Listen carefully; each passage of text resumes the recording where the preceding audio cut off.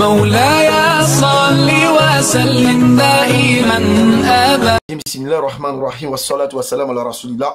ربي اشرح لي صدري ويسر لي أمري واحلل عقدة من لساني يفقهوا قولي. Mesdames, Mesdemoiselles et Messieurs, bienvenue encore une fois sur la page officielle des élèves d'Abdelmajid, la BAM 1781. Vous avez bien entendu les élèves d'Abdelmajid. Parce que nous demeurons des élèves jusqu'à la tombe. Et nous allons toujours honorer et respecter nos maîtres. Notre maître, Abdelmajid, n'en déplaise à qui ne veut l'attendre. Notre maître, Abdelmajid. Fait capture et puis il faut sauter avec. Aujourd'hui, on va aborder un sujet d'actualité. Vous savez, la chrétienté est fondée sur trois choses. Trois.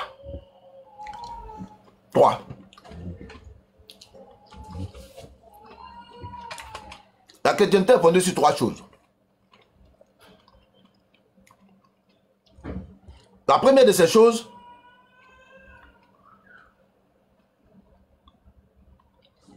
c'est ceci. Est-ce que Jésus est Dieu? Première thématique. Deuxième thématique, est-il le fils de Dieu de façon biologique? Troisième thématique, est-il mort pour le salut de l'humanité? Voici les trois sujets qui font le christianisme. Écoutez très bien. Voici les trois sujets qui font le christianisme. Jésus-Christ est-il Dieu? Est-il le fils de Dieu?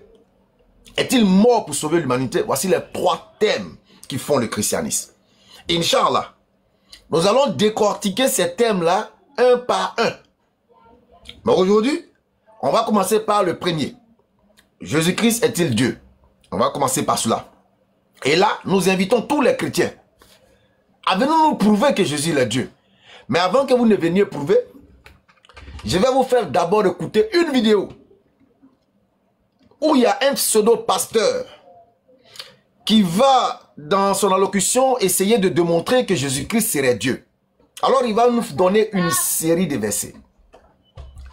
Et à la suite de ces versets-là, nous...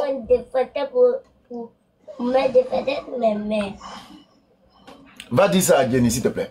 Alors, quand on va finir de l'écouter avec tous ces versets qui démontrent que Jésus serait Dieu, nous, on va donner un ou deux versets pour tuer ce débat-là. Je jure par Allah, qui détient mon âme entre ses mains, que Jésus-Christ, le fils de Marie, n'est pas Dieu, ne sera jamais Dieu jusqu'à la fin du monde. Tout simplement parce que l'homme, mon frère Jésus-Christ, n'a jamais prétendu aspirer à la divinité.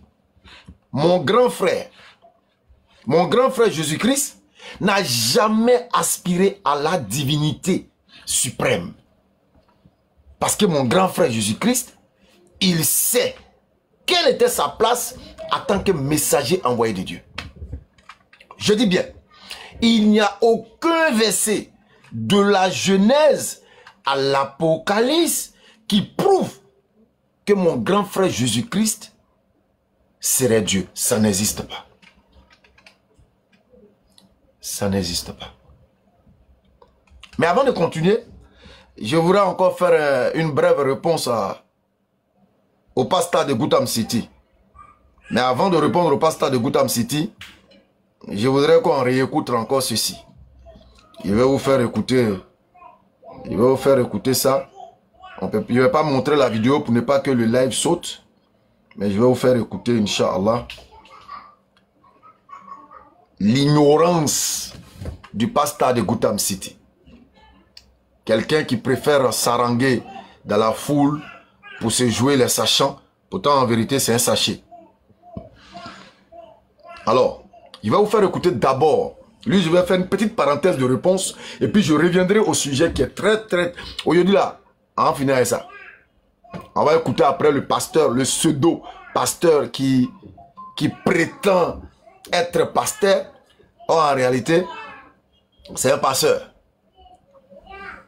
Alors, on va essayer d'écouter le père du Gotham City. Qu'est-ce que le père du Gotham City il dit? On écoute. L'offre par terre, comme Mabia massacré, tête rouge. La tête est faite pour réfléchir aussi. Les gens qui pointent l'offre par terre, comme Mabia massacré, tête rouge. La tête est faite pour réfléchir aussi. C'est pas pour frapper ça au sol. Amen.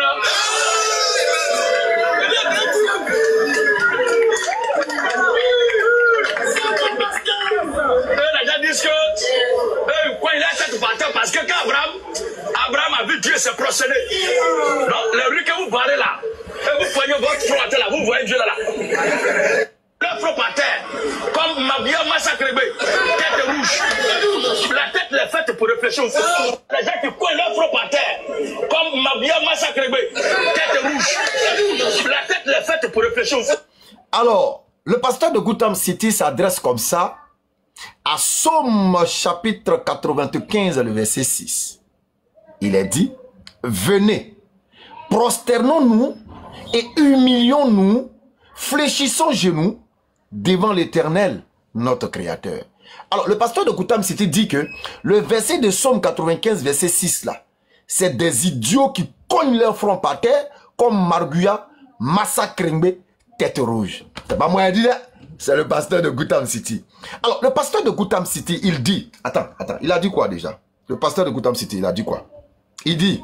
Je l'écoute. Par terre, comme Mabia massacré, tête rouge. La tête est faite pour réfléchir aussi. Les gens qui coincent leur front par terre, comme Mabia massacré, tête rouge. Alors, le pasteur de Gotham City dit encore qu'il y a des gens qui cognent leur front par terre, comme Marguya, Massacrembe, tête rouge. La tête là est faite pour réfléchir. 1 Chronique 16, le verset 29. On dit, célébrez l'Éternel, son nom est glorieux. Apportez vos offrandes, entrez devant lui, prosternez-vous devant l'Éternel, dont la sainteté brille avec éclat. Alors, le pasteur de Gotham City dit que ceux qui font ça dans 1 Chronique 16, verset 29, ils sont bêtes. Parce que la tête là est faite pour réfléchir et eux, leur Dieu leur demande, dans 1 Chronique 16, le verset 29, de venir cogner leur front par terre. Merci au pasteur de Gotham City. Alors, le pasteur de Gotham City dit, Néhémie chapitre 8, le verset 6, Esdras bénit l'Éternel, le grand Dieu. Tout le peuple cria, Amen, Amen, en levant les mains. Puis, il s'inclinait jusqu'à terre et se prosternait devant l'Éternel pour l'adorer.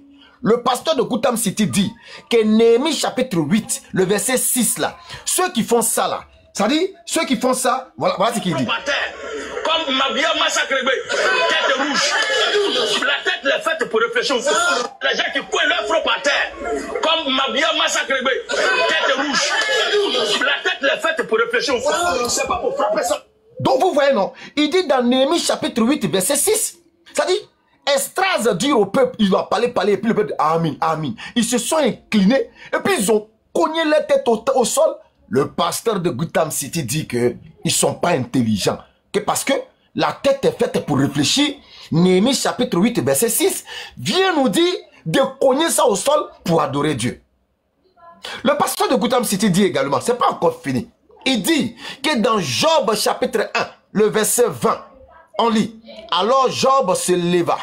Il déchira son manteau, se rasa la tête, puis se jeta par terre pour se prosterner. Le pasteur de Gotham City dit, écoutez ce qu'il dit. Il dit quoi? Et là, vous-même écoutez. Le front par terre, comme Mabia massacré, tête rouge. La tête est faite pour réfléchir aussi. C'est pas pour frapper ça au sol. Donc, Job chapitre 1, verset 20, tu as compris? Tu as compris? Ta tête là est faite pour réfléchir. C'est pas pour aller cogner ça au sol. Tu cherches quoi au sol, Job? Tu cherches quoi au sol? Tu cherches quoi au sol? La tête est faite pour réfléchir. La tête est faite pour réfléchir. Pourquoi tu t'en cogné ça au sol, Job? Donc, voici le pasteur de Gotham City qui nous apprend que La prosternation front contre sol, c'est de l'idiotie selon la Bible. Psaume chapitre 95, verset 6.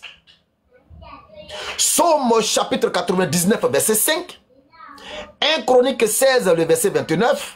Néhémie chapitre 8, le verset 6. Job chapitre 1, le verset 20. Le pasteur de Gotham City dit, tous ces versets-là, c'est des versets qui prônent l'idiotie parce que les gens cognent leur tête par terre alors que la tête est faite pour réfléchir. C'est pas moi qui ai dit, oh. Voilà celui qui a dit là. Écoutez-le. Oh. La tête est faite pour réfléchir. Les gens qui cognent leur front par terre, comme Mabia Massacré, tête rouge. La tête est faite pour réfléchir. C'est pas pour frapper ça au sol. Amen.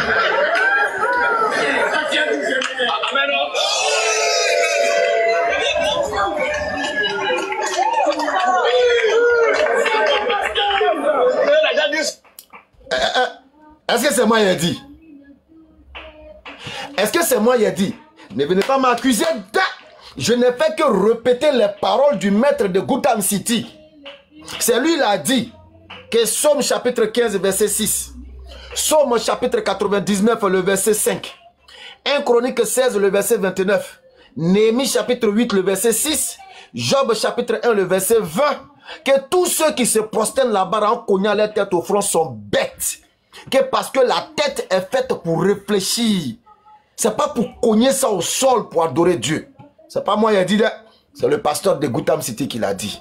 Enfin bref, c'était la petite parenthèse pour faire un clin d'œil au pasteur de Gotham City afin de comprendre et de reprendre ses propos. Merci. Alors, nous avons dit que nous allons parler de la divinité de Jésus.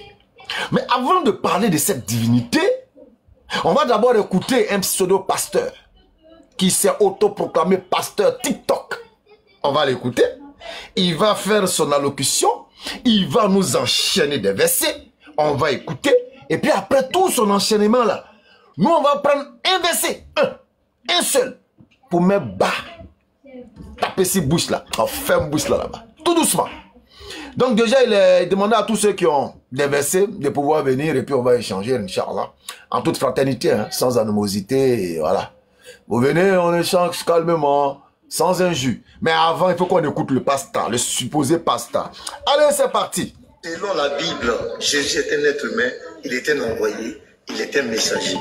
Mais selon la même Bible, pourquoi il ne dit pas ça aux gens? Selon la même Bible, dans Michée 5, verset 1 à 2, l'origine de Jésus remonte au jour de l'éternité. C'est-à-dire Jésus est sorti de l'éternité. Pourquoi tu ne dis pas ça aux gens? Confirmé dans Matthieu 2, verset 1 à 6. Selon la Bible, Jean 1, 1, au commencement était la parole était avec Dieu, et la parole était Dieu.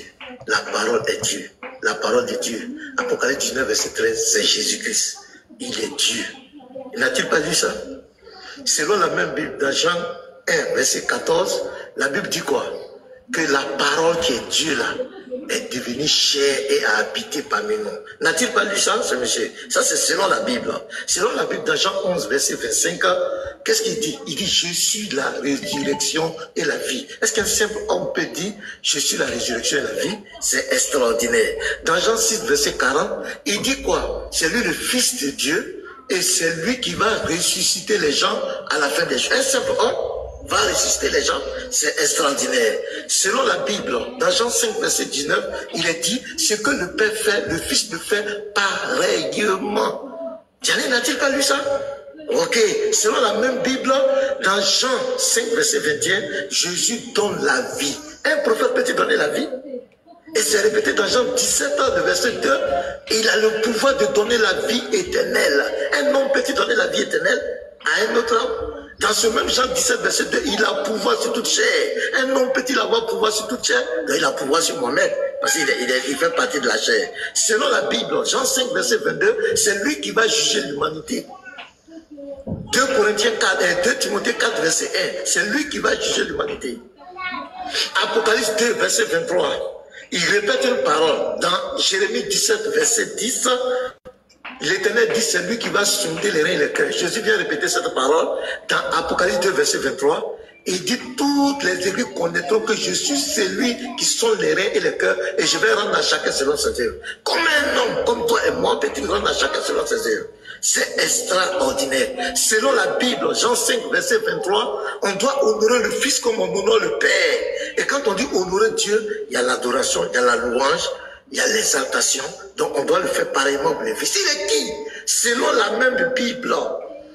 Oui, selon la même Bible, dans Jean 5, verset 25, c'est la voix du Fils qu'on va entendre pour être ressuscité. Pourquoi on n'entend pas la voix d'Allah? Pourquoi on n'entend pas la voix de Mohamed? Pourquoi on n'entend pas la voix d'une autre personne? C'est lui, sa voix qu'on va entendre pour être ressuscité.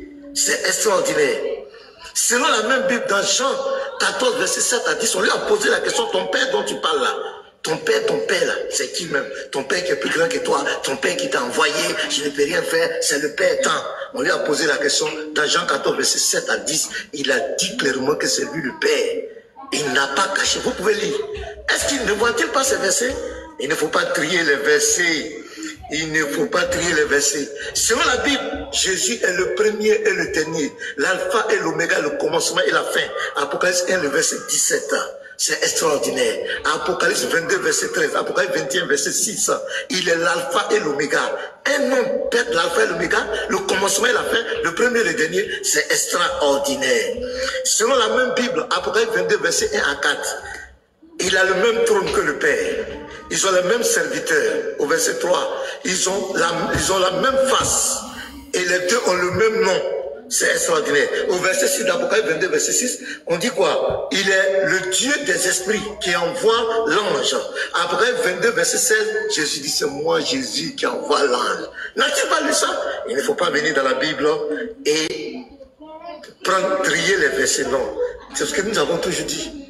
Le Dieu que nous a donné multidimensionnel, Jésus qui s'est fait chair, qui est venu dans sa création pour une mission bien accomplie. Étant dans sa chair, rentrant dans la création, la Bible prend en compte ces deux dimensions. Il est parfaitement homme, il est parfaitement Dieu. Donc la Bible le présente dans les deux dimensions. Donc venir dans la Bible et trier les versets, prendre les versets qui mettent en désert son humanité et omettre l'autre côté, c'est une manipulation. Omettre les versets qui mettent en exergue sa divinité, c'est être manipulateur. Alors, on l'a très bien écouté, hein, sans interruption. Il a donné tous les versets de la Bible qui, pour lui, établirait la divinité de Jésus. Maintenant, réponse. Réponse. Il a tapoté, puis partagé. Réponse. Réponse. Réponse. Vous avez entendu, hein? Beaucoup de versets comme ça. Maintenant, il a fini de dire tout ça là. On est arrivé maintenant à la fin du monde.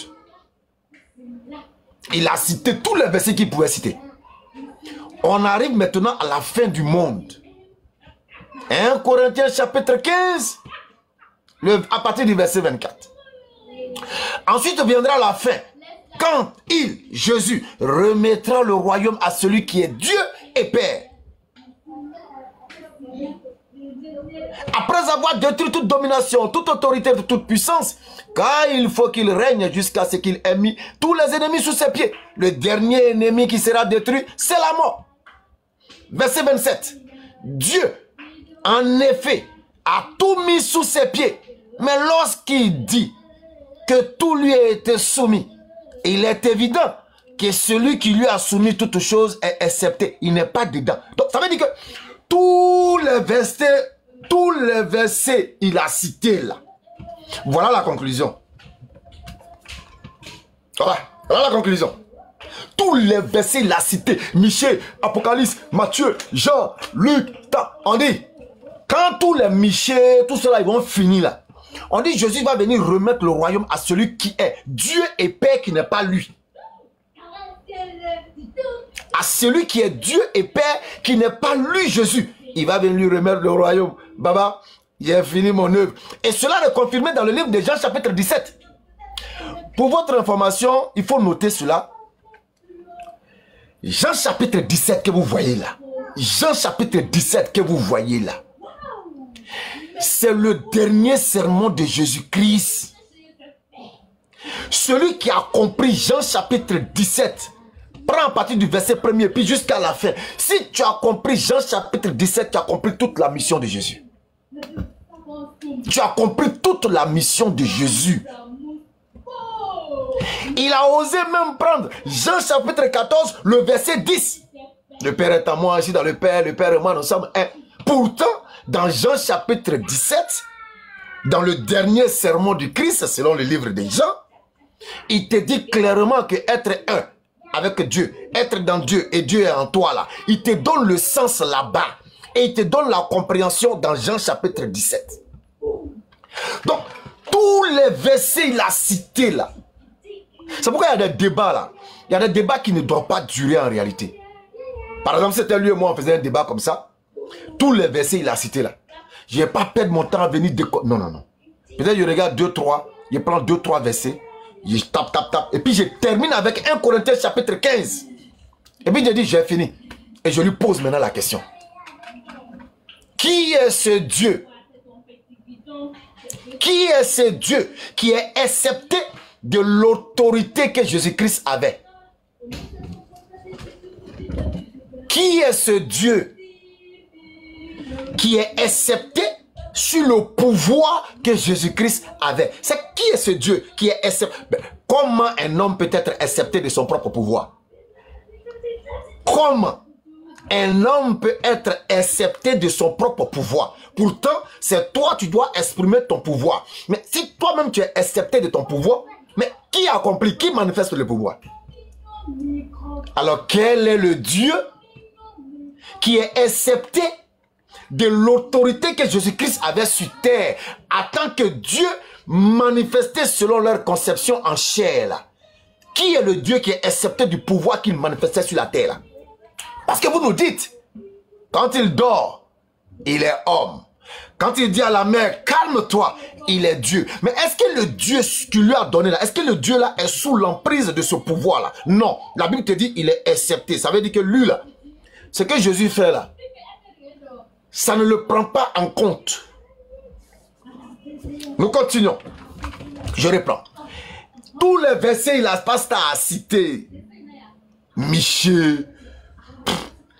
1 Corinthiens 15 à partir du verset 25. Ensuite viendra la fin. Quand Jésus-Christ remettra le royaume à celui qui est Dieu et Père. Qui est ce Dieu et Père là? C'est qui? Moi, je pensais que c'était Jésus-Christ. Vous nous avez toujours enseigné que non, c'est Jésus-Christ. D'autres même ont dit, non, c'est pas Jésus, mais c'est le Christ qui est en lui, qui est Dieu et Père. Ok, il n'y a pas de problème. Alors, nous, on veut savoir.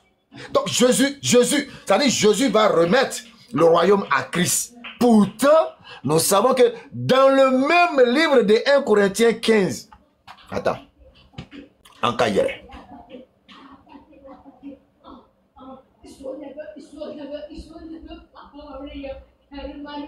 Attends, est-ce que je peux retrouver ça rapidement? Bon, en attendant que je retrouve le verset. Donc, dans le même livre de 1 Corinthiens 15, on te répète. Merci pour le rappel. C'est vrai. 1 Corinthiens 11. Dans le même livre de Corinthiens, on te dit ceci dans 1 Corinthiens chapitre 11, le verset 3. Merci beaucoup, frère. Dans le même livre de Corinthiens, dans le même livre de 1 Corinthiens, on te dit, dans 1 Corinthiens 11, le verset 3, on dit ceci. Dieu est le chef de Christ. Mais si Christ est Dieu, comment Dieu peut-il être le chef de Dieu? Alors que c'est Dieu qui est l'autorité. Donc quand nous retournons dans le même 1 Corinthiens, au verset 15, tu vas comprendre pourquoi Dieu est le chef du Christ. Parce qu'en réalité, le Christ est soumis à Dieu. Le Christ est soumis à Dieu. Et le texte le confirme. Nous lisons 1 Corinthiens chapitre 15 à partir du verset 24. Ensuite viendra la fin où Jésus-Christ remettra le royaume à celui qui est Dieu et Père. Après avoir détruit toute domination, toute autorité, toute puissance. Et tout ce qu'on cite là, c'est des pouvoirs que Dieu lui a donnés pour pouvoir exercer sa mission sur terre. Car il faut qu'il règne jusqu'à ce qu'il ait mis tous ses ennemis sous ses pieds. Le dernier ennemi qui sera détruit, c'est la mort. Dieu, en effet, a tout mis sous ses pieds. Mais lorsqu'il dit, c'est-à-dire lorsque Dieu dit qu'il a tout soumis à Jésus, il est évident que celui qui lui a soumis toutes choses est accepté. Il n'est pas dedans. Donc quel est ce Dieu qui est accepté de l'autorité de Jésus? On veut savoir. Vous allez voir, ils n'auront pas le cran de monter. Mais quand c'est les petits qui sont crépés, venez en parler. N'importe quel verset prenez dans la Bible. N'importe, je dis bien n'importe. Le verset 28. Et lorsque toutes choses lui auront été soumises. Le lui ici là c'est qui? Lorsque toutes choses lui auront été soumises, c'est qui? Mais bien évidemment, c'est celui dont on parle dans le verset 27. Le Dieu qui a soumis toutes choses à Jésus, qui est accepté là. C'est à lui que toutes choses seront soumises. Alors, lorsque toutes choses lui auront été soumises, alors le Fils lui-même,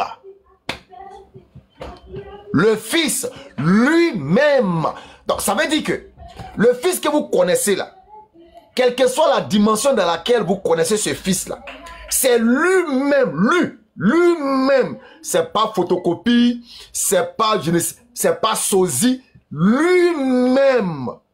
C'est-à-dire le Fils dont vous avez étudié l'histoire, le Fils dont vous avez enseigné dans les églises, le Fils qui a la double nature, le Fils qui serait homme et qui serait Dieu là, ce Fils-là, lui-même, c'est important, hein? Lui-même, dans tout ce qu'il est, lui-même, dans tout ce qu'il est, lui-même. Donc si vous dites qu'il est Dieu ou il est quoi, lui-même, le Fils lui-même sera soumis à celui qui lui a soumis toutes choses. Question. Qui donc a soumis toutes choses au Fils? C'est qui? On veut son nom. C'est qui? Qui a soumis toutes choses au Fils? Le Fils lui-même sera soumis à celui qui lui a soumis toutes choses. Afin que Dieu soit tout. Tout en tous. Afin que l'autorité, le tawhid, le pouvoir absolu, l'unicité profonde de Dieu soit reconnue en tout. Allahu Akbar. Allahu Akbar.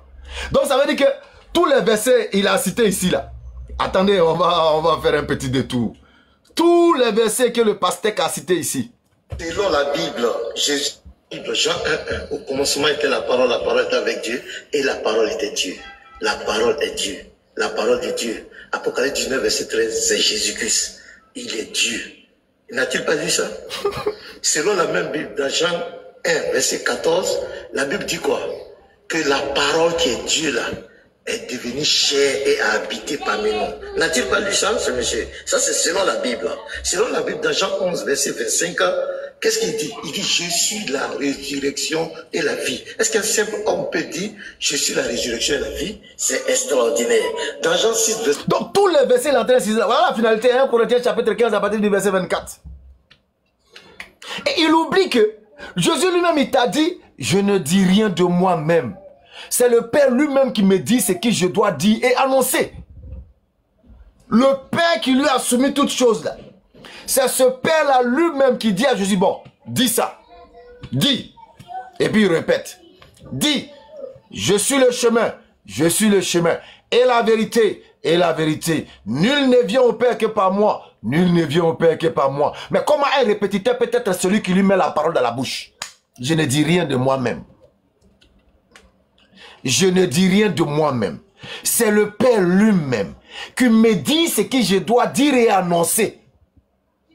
Dis, cool, dis. Je suis la résurrection. Je suis la résurrection. Dis, je suis la vie. Je suis la vie. Mais en réalité, qui est la résurrection? Qui est la vie? C'est celui qui lui met la parole dans la bouche. C'est celui qui lui dicte les mots, les phrases, les vers, les rimes là. C'est lui là qui est la vie. C'est lui là qui est la résurrection. Je vais voir si Cam est là. Je vais le faire monter. Voilà. C'est mon Colistier, on va gérer ça ensemble, Inch'Allah. Donc, vous voyez un peu, c'est pourquoi le sujet sur la soi-disant divinité de Jésus, c'est le sujet le plus facile. Mais quand même pas tu où?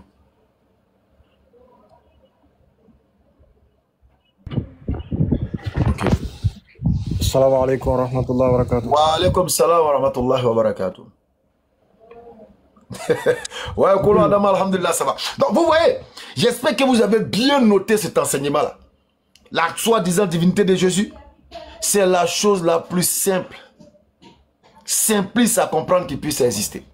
C'est simple, simple comme série Simplice. Facile à comprendre, clair comme Clarisse. Il n'y a pas de débat.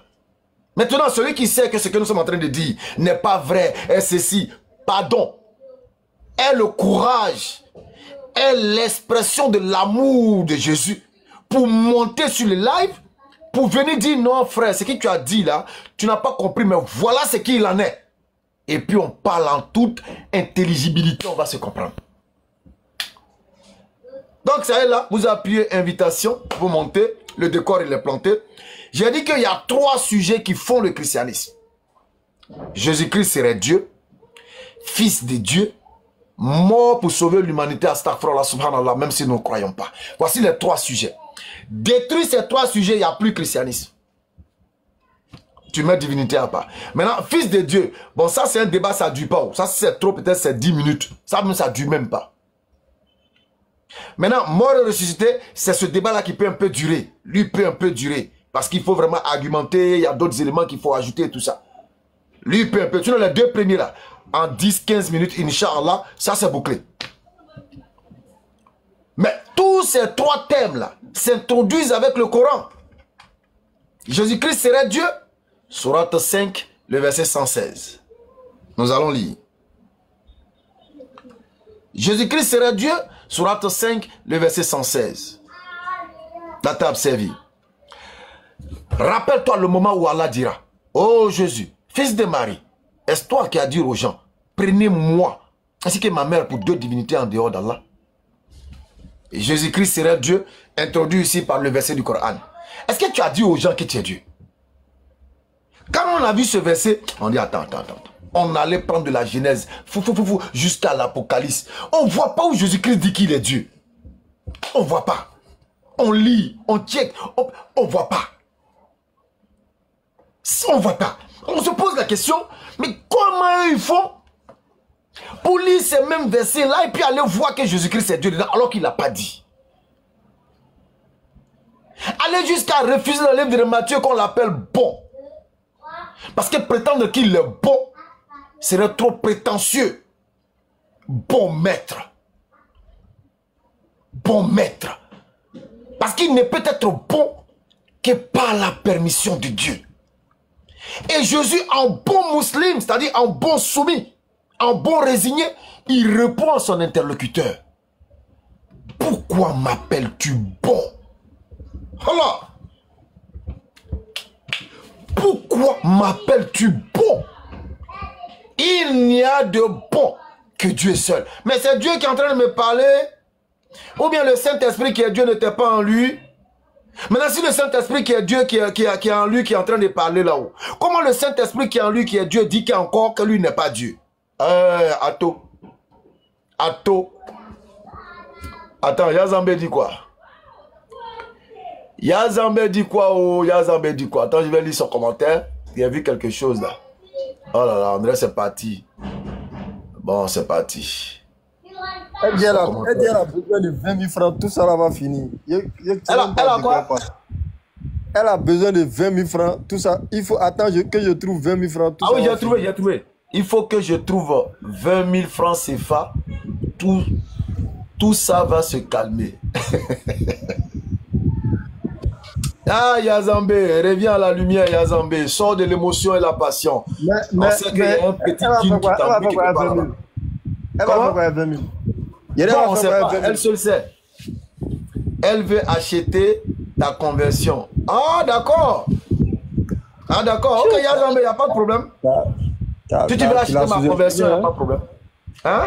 Tu l'as sous-estimé à 20 000 francs. Franchement, Donc vous voyez, le Coran dit, Jésus, est-ce que toi tu as dit aux gens que tu es Dieu?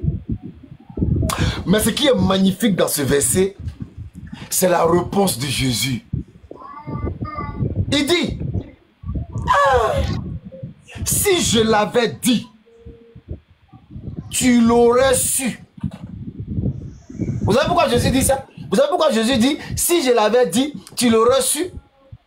Parce qu'en vérité, tout ce qu'il dit et tout ce qu'il annonce, c'est Dieu lui-même qui met ça dans sa bouche. Donc si c'est Dieu lui-même qui met dans sa bouche, s'il avait dit qu'il était Dieu, qui aurait mis ça dans sa bouche? Ça sera Dieu lui-même. Ça veut dire que Dieu serait informé qu'il a mis dans la bouche de Jésus de dire qu'il est Dieu. Astaghfirullah. Si je l'avais dit, tu l'aurais su. Si je l'avais dit, tu l'aurais su. Ça veut dire qu'il n'a jamais, au grand jamais, dit à quelqu'un qu'il est Dieu, même en parabole. Même en parabole, il n'a pas dit à quelqu'un qu'il est Dieu. Alors, d'où vous vient l'idée que le fils de Marie serait Dieu? Montez, nous avons des interrogations. Et les interrogations, je vous préviens, vont vous faire transpirer. Il faut être vraiment prêt. Voilà, moi, j'avertis mon adversaire à des mois d'avance pour ne pas qu'il dise je ne savais pas. Donc ils disent non, Beninga, il fait ça, ils vont fuir. Non, non, non, non, non. Je vais de sorte que celui qui l'entend, il est prévenu. Donc quand il vient en connaissance de cause et il sait sur quoi il est assis. Donc quand je le vois monter, je me réjouis parce que je sais que je vais apprendre avec lui. Je vais apprendre peut-être avec lui. Donc j'avertis mon adversaire. Si tu montes, il faut être prêt. Ça, je te préviens. On peut commencer à apprendre déjà. Bismillah, bismillah, comme.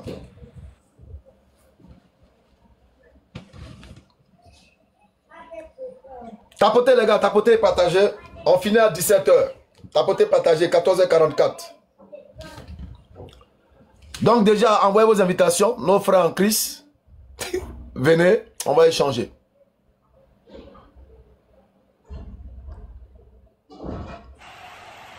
Ouais, bonsoir, salam alaikum. Qui est là? Il n'y a personne. Hein? Yao Denis est là. Ok, il est en train de chercher sa connexion d'abord.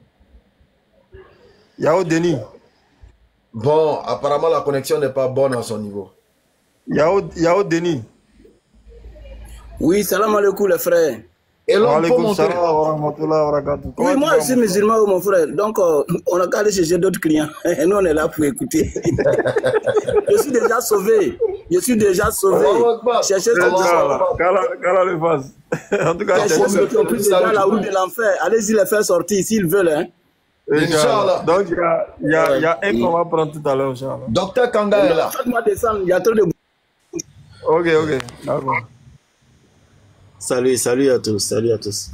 Salut Docteur Kanga. Comment allez-vous? Oui, ça va, merci beaucoup de m'avoir fait monter.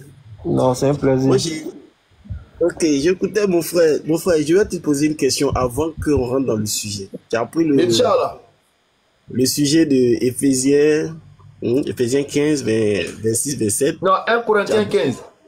1 Corinthiens 15, 26, 27. Et tu as bien compris le verset. Oui, il n'y a pas de problème. Mais je vais te demander, est-ce que le verset, tu l'acceptes toi-même? Oui, ce verset tel que conçu là, je l'accepte. Donc tu es soumis à Jésus? Non. Ça dit, quand tu dis par exemple, tu es soumis à Jésus, là, je ne suis pas contemporain de Jésus. Mais Jésus, en tant que prophète, je le respecte au même titre que les autres prophètes. Parce que je ne fais pas de différence entre eux. Mais je ne suis plus soumis aux lois et au message de Jésus. À la lumière de la sourate 5, verset 48. Le Coran est venu pour prévaloir. Et dans cette prévalence-là, c'est la seule parole qui vaille actuellement. C'est bon? Mais ce verset-là, a-t-on dit qu'il tiendait pour un temps? Est-ce que ce verset s'était limité dans son temps? On t'entend plus, hein? J'ai dit, le verset dit, eh bien, On peut le lire, hein? 1 Corinthiens 15, verset 28, verset 26 à 28. Le 24. verset dit... On peut commencer à 24 si tu veux. Ok. Vas-y, on t'écoute. Hein. Ok. Le problème, c'est que dans ce verset, on te dit, jusqu'à la fin, celui à qui tout a été soumis remettra tout ce qu'il a soumis à celui qui lui a soumis toutes choses, n'est-ce pas? Jusqu'à la fin. Voilà, jusqu'à la fin. La fin de quoi? La fin du monde selon le texte. D'accord. Donc, ça veut dire quoi? Les choses lui sont soumises jusqu'à la fin du monde. S'il vient un prophète jusqu'à la fin du monde, s'il vient un prophète en Égypte, un prophète en Arabie, un prophète en Israël, un autre prophète, quel que soit l'étendue de la terre, ce verset demeure. Oui ou non? Ou bien? Benny, donne-moi 10 minutes, hein, je bouge quelque part là, je reviens. Ok, il n'y a pas de problème.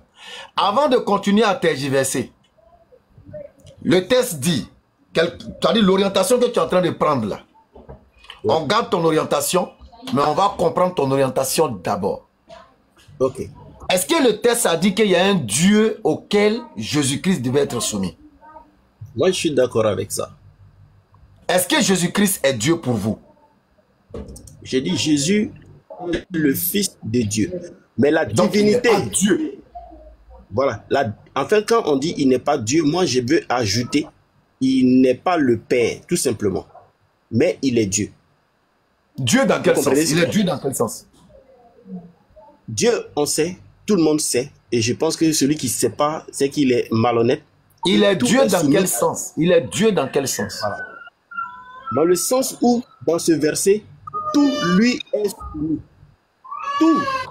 Mais quel est le prophète? Quel est le prophète auquel Dieu n'a pas donné d'autorité? Donne-moi un nom. L'autorité que le prophète a s'étend à sa mission. C'est-à-dire, ceux qui suivent le prophète a autorité sur eux. Mais quand on te dit, tout lui a été soumis, il n'y a pas seulement ceux qui entendent et qui écoutent, mais même la création elle-même. Non, attends. Est-ce que ça fait de lui le grand Dieu? Sinon, il n'y a plus de débat. Voilà. En fait, quand on dit Dieu, vous pensez peut-être directement au Dieu créateur. Oui, exactement, c'est ce que nous on veut savoir. Est-ce que Jésus est ce Dieu créateur?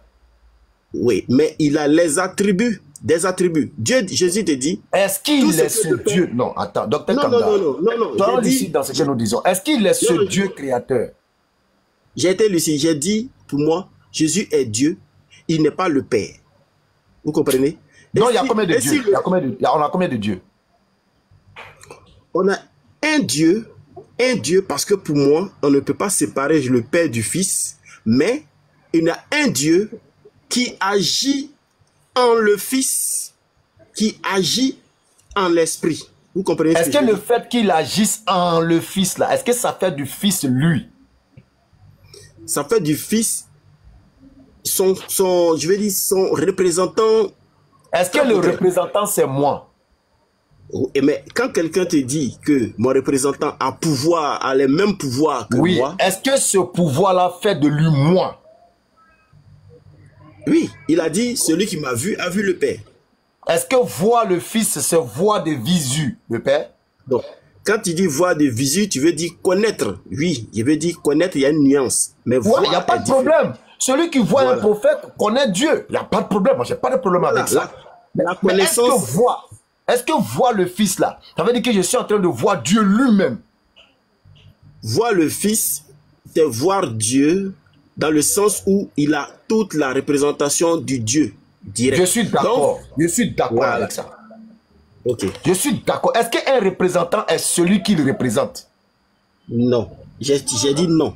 J'ai dit non. Ok. Parce que donc déjà, la parité est faite. S'il n'est pas celui qu'il représente, donc ne discutons plus. Ça démontre que Jésus n'est pas ce grand Dieu, mais il est Dieu dans la représentation. Et ça, moi, je te concède cela. Et je l'accepte. Parce qu'Allah nous dit dans la sourate 8, quand il s'adresse à son prophète Mohammed sallallahu alayhi wa sallam, lorsque tu lançais la pierre, c'est pas toi qui lançais, c'est moi Allah qui lançais. Lorsque tu lis le livre de Jérémie, il dit, pardon, le livre de Samuel, il dit à Samuel, ce n'est pas toi qui le rejette, c'est moi qui le rejette. Jésus aussi pourrait dire, celui qui m'a vu a vu le Père. Donc, je n'ai aucun problème. Moïse qui lève la verge, on dit Dieu leva la verge. Je n'ai aucun problème.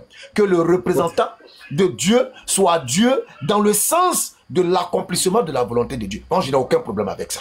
Donc, toi et moi, on n'a plus à débattre.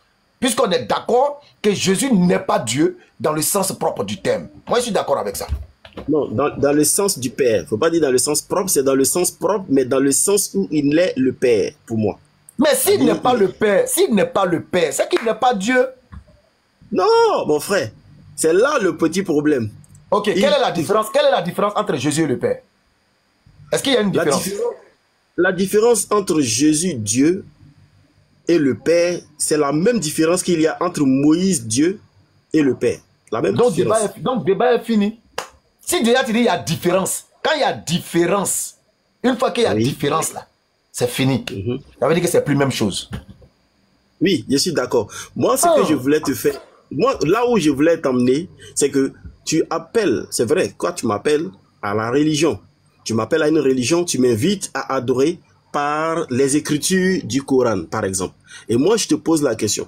Si je m'en vais adorer par le Coran, est-ce que ce verset de Corinthiens, comment on appelle ça, celui que tu as appelé tout à l'heure là, le verset où on parle de soumission à Jésus-Christ, est-ce que ce verset, on ne le considère plus?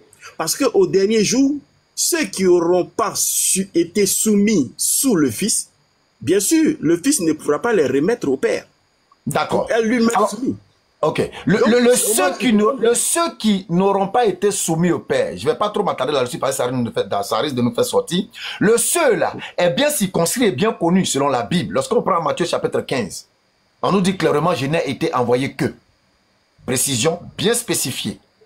Dans Matthieu chapitre 2, à partir du verset 5 à 10. N'entrez pas, mais allez seulement vers. C'est clair. Oui. Donc le ceux là, c'est bien circonscrit, c'est bien compris, c'est bien connu. Et moi, je ne suis pas dedans. Je ne suis pas dedans. Maintenant, lorsque tu prends Jean chapitre 17, dans le dernier sermon du Christ, il te dit quoi? J'ai accompli l'œuvre que tu m'as donnée. J'ai dit, j'ai achevé. Mon œuvre est finie.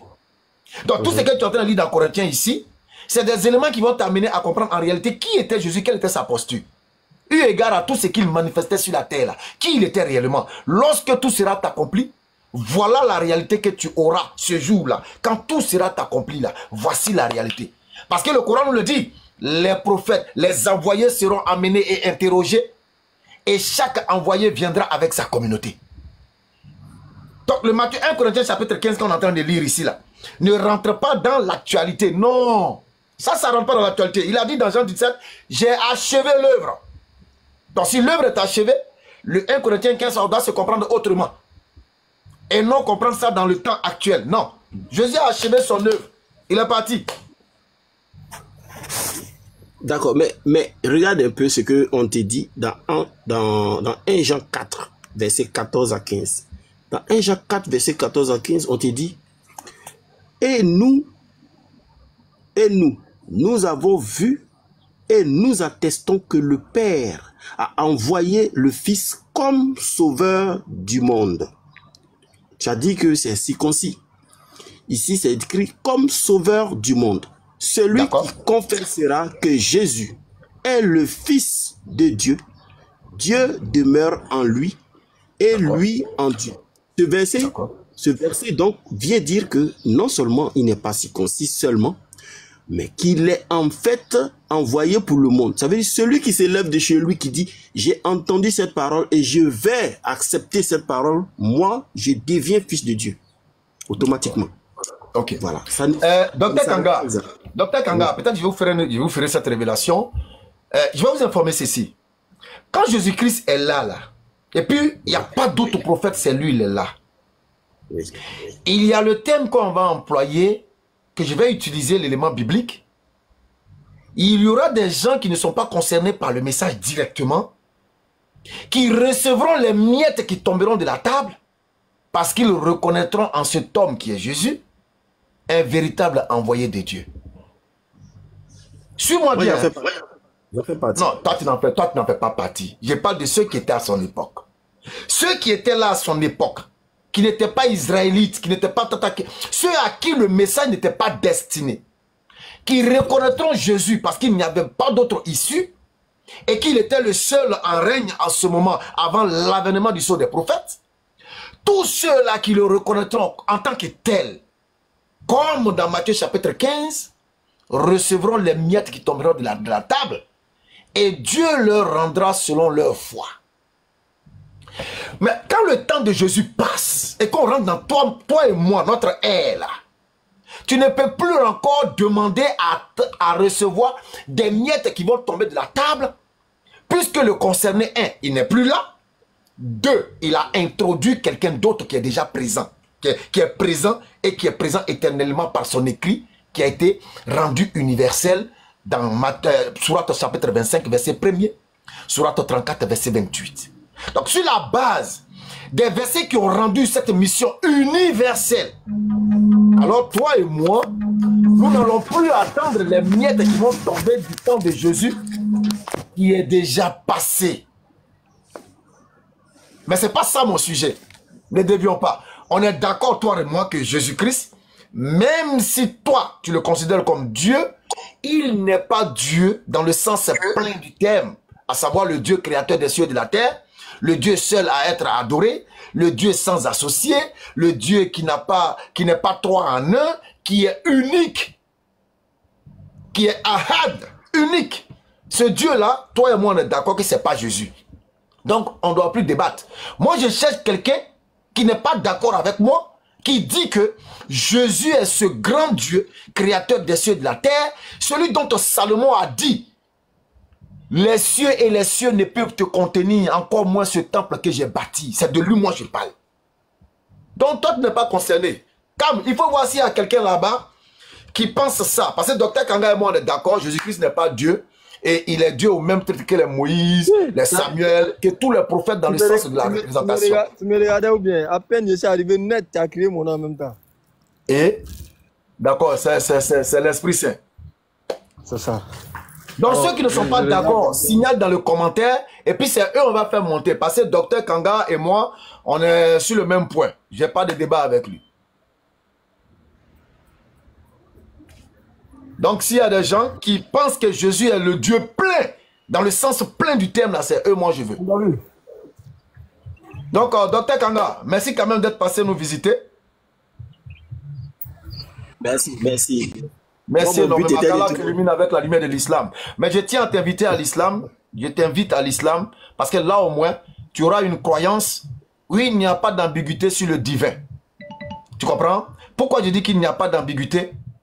Nous avons l'habitude de dire que Dieu, devenant un être humain, crée plus de problèmes à l'humanité que de solutions. Et les problèmes qu'il crée à l'humanité sont ceux-ci. Quand Dieu devient un homme, il va se choisir une race. Il va se choisir un peuple. Il se choisira une couleur, une forme, une taille et un sexe. Donc s'il doit se choisir un peuple et une couleur, c'est clair qu'il a déjà établi les bases du racisme. La supériorité des couleurs et des races. S'il se choisir un sexe, c'est clair qu'il a établi les bases également du sexisme. La supériorité du sexe.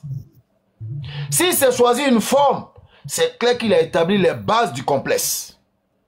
Donc, il est mieux de suivre un Dieu qui te dit qu'il est plus proche de toi que ta veine jugulaire, qui embrasse toute chose de sa science, qui te dit qu'aucune feuille ne tombe sur terre sans qu'il n'en soit informé.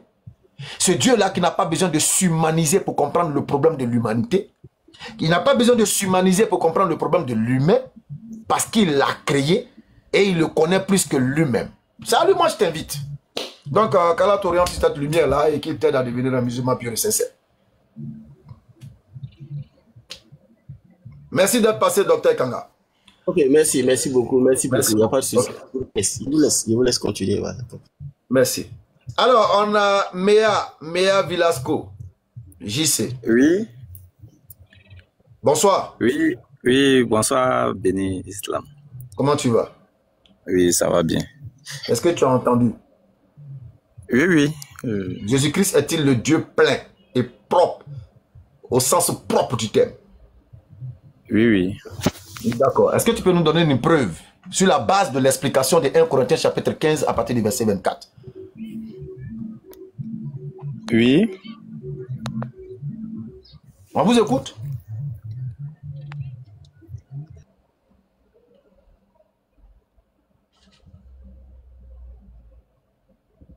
Méa, Vilasco, on t'écoute, hein?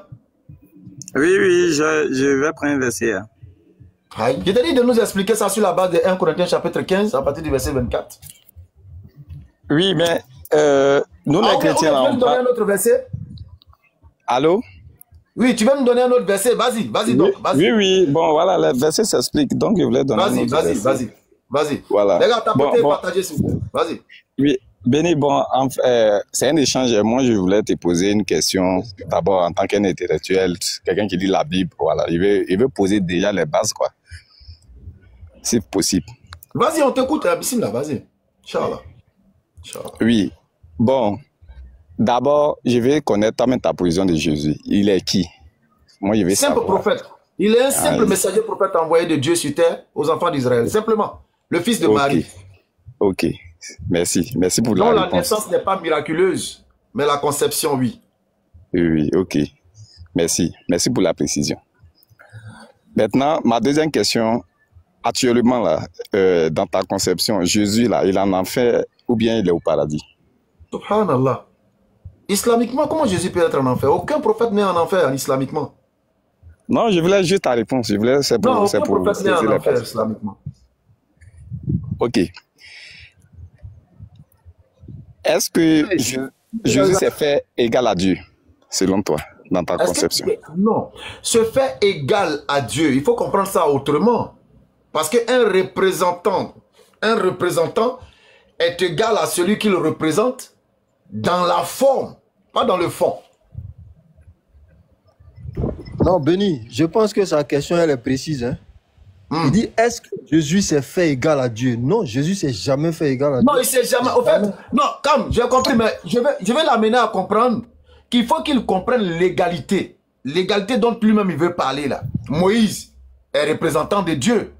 Dans la forme, on pourrait dire qu'il est Dieu sur terre.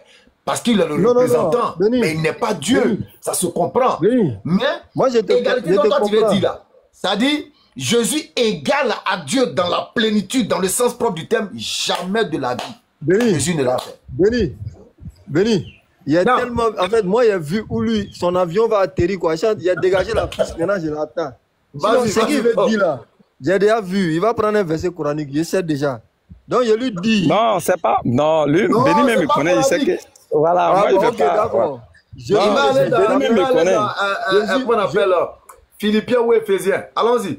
Ok, Jésus ne s'est jamais fait égal à Dieu. Jamais. Ouais, je vais continuer. Oui, on attend le verset. Hein. Nous, c'est le verset, on attend. Ok. Bon, Béni, s'il te plaît, si ton frère là, il peut lire pour moi, parce que moi, ça est dans le téléphone. Donc, dans 6 il n'y a pas de problème. Donne. Voilà. Jean 5 à partir du verset 17. Jean 5. 5. Oui. 17. À partir, voilà. Oui, je lis. Mais Jésus leur répondit, mon Père agit jusqu'à présent, moi aussi j'agis. À cause de cela, les Juifs cherchèrent encore plus à le faire mourir, non seulement parce qu'il violait le sabbat, mais parce qu'il appelait Dieu son propre Père, se faisant lui-même égal à Dieu. Je continue? Donc, bon, on va s'arrêter là d'abord, je voulais expliquer quelque chose. Allez-y, on vous écoute. Donc, d'abord, au verset 17 là, et Jésus dit que, ce qu'on retient, c'est que Jésus dit que le Père agit, lui aussi il agit ainsi. Ça veut dire il agit également. Je ne sais pas si, voilà, ce sont les synonymes. Donc, voilà. Maintenant, au verset 19, on dit, les Juifs cherchaient à le faire mourir parce qu'il s'est fait égal à Dieu. Mais est-ce que quelqu'un qui s'est fait égal à Dieu, c'est pourquoi il a posé la question, où est Jésus? Parce que s'il s'est fait égal à Dieu, et puis il ne l'est pas, ça veut dire que ça doit causer un problème, c'est un blasphème. D'accord. C'est ma compréhension. Okay. Hein? Voilà. D'accord, ok. Puisque tu dis que Jésus s'est fait égal à Dieu. Oui, c'est écrit. Bon, voilà. Il dit quoi? Lorsqu'on essaie de le rendre égal à Dieu, on va lire un verset. Ouvre-toi. Excusez la publicité, ok. Barré. Voilà. Voilà. Voilà. Voilà.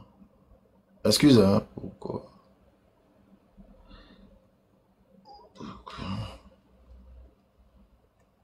Maître Béni, salam alaikum. Walaikum salam Nourdine. Comment tu vas? Alors donc, on va lire rapidement. On va lire rapidement, soit Marc 10, 18 ou Luc 18, 19. Alors, Marc chapitre 10, le verset 18. Jésus lui dit, non, je prends d'abord le 17. Comme Jésus se mettait en chemin, un homme accourut et se jeta à genoux devant lui. Bon maître, lui demanda-t-il, que dois-je faire pour hériter la vie éternelle? Jésus lui répondit, pourquoi m'appelles-tu bon? Il n'y a de bon que Dieu seul. Mais est-ce que Jésus est égal à Dieu?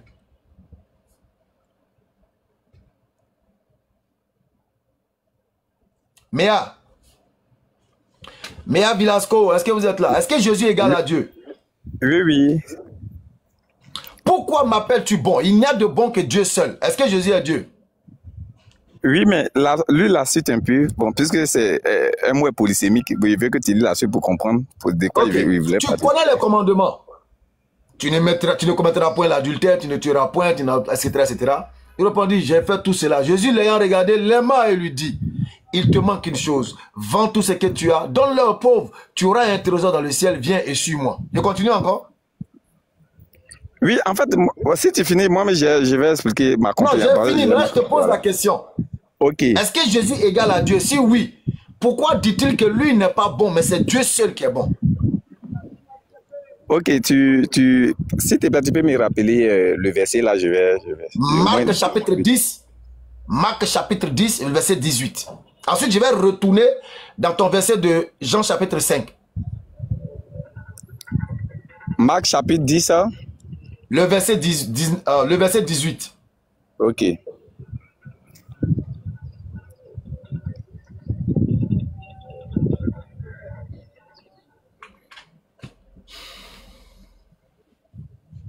Très bien. Jésus lui dit, pourquoi m'appelles-tu bon? Il n'y a de bon que Dieu seul. Donc, si le disciple en question, ou bien le serviteur en question, appelle Jésus bon là, si Jésus dit que pourquoi tu m'appelles, Jésus ne refuse pas le fait qu'on l'appelle bon, hein, mais il dit, pourquoi m'appelles-tu bon? Parce qu'il n'y a que Dieu seulement qui est bon. Donc là même Jésus, il réclame la divinité. Il réclame la divinité. Ok. Mais ça veut dire que celui qui était en train de dire bon maître, il ne savait pas que Jésus était Dieu, c'est ça? Oui, parce que la connaissance de Dieu là. Allons doucement. Oui. Ça dit, ok. Celui que Jésus était devant lui, celui devant qui Jésus opérait ses actions, celui-là même qui est témoin oculaire, lui ne savait pas que Jésus était Dieu, c'est ça non? Oui. Maintenant, c'est toi qui l'as jamais vu, tu l'as jamais entendu, toi tu sais qu'il est Dieu. Oui, il peut expliquer. Non, je veux juste savoir, c'est ça non? Oui, la connaissance de Dieu là, c'est pas... Dieu peut venir, c'est-à-dire la connaissance de Dieu ne résulte pas par la vue, c'est pas par l'esprit. Est-ce que tu sais que celui qui a dit cette parole-là, Jésus l'a aimé? Oui. Il l'a aimé sans qu'il ne sache qu'il est Dieu et puis il refuse d'être appelé bon. Oui. D'accord.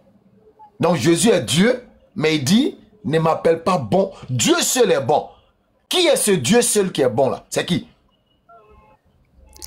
En fait, si je peux m'expliquer, quand Jésus est en train de rappeler que quand on appelle quelqu'un bon là, en réalité, les humains, la personne est bon.